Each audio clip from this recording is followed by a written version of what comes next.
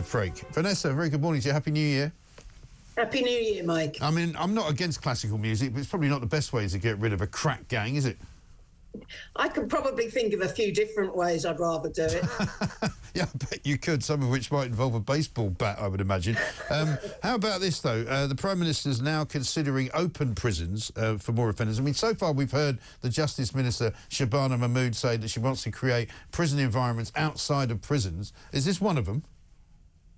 Well, look, open prisons are themselves a vital stage of resettlement, usually for long-term offenders, spending the last 3 years of their sentence, getting acclimatised, going out into the community, finding jobs, education, etc., building up support work for when they are finally released. What open prisons aren't are a holding pen for short-term offenders, because the government want to release the Cat B and Cat C estate up. That's what they're not. They're not equipped for that. They're not equipped to hold prisoners who don't necessarily, A, meet the criteria, or B, want to go to an open jail, or can't cope with an open jail. Right. And an open jail basically isn't a jail at all, though, is it? I mean, you can go out and... I mean, a lot of people who attend these open jails go out and work during the day, come back at night, sometimes can go away for the weekend, come back on the Sunday, that kind of thing. And some of the people who are in these open prisons are quite dangerous criminals who have been convicted of quite dangerous offences, right?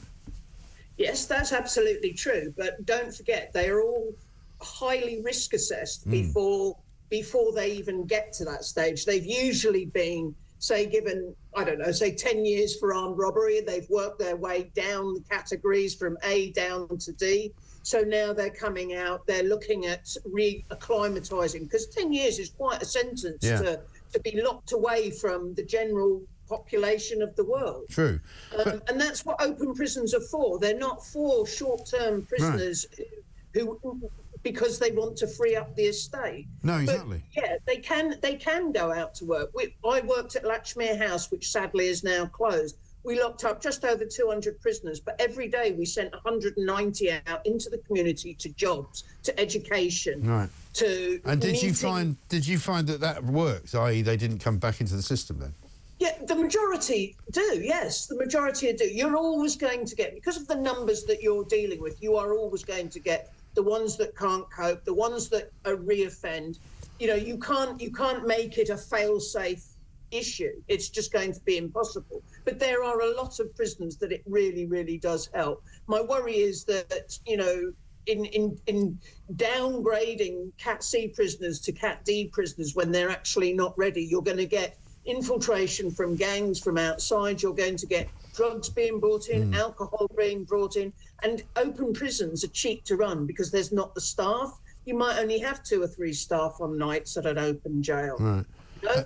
And that's when you're going to get trouble, like they did it at Ford Prison in 2011, when they tried to breathalyse some drunk inmates. Well, that's one of the problems, isn't it, that we've seen with prison officers, apparently. Some criminals now wanting to apply to be prison officers because it's such a lucrative job bringing drugs into the building. Absolutely extraordinary. Yeah, I mean, you know, there's bad eggs in every basket, unfortunately. And when you're dealing with a large service like the prison service, the police, whatever, you know, you're going to get bad apples in that basket. And the issue is to catch them out, to find them, dig them out. But I do think that, you know, we need to look at our vetting procedures. I don't think the vetting procedures currently are robust enough. And I think that's been shown and highlighted by the various incidents that have gone on. I think that's right. Vanessa, good to talk to you. Thanks very much indeed. Vanessa Frank, former prison governor there, talking about open prisons and what they should be used for.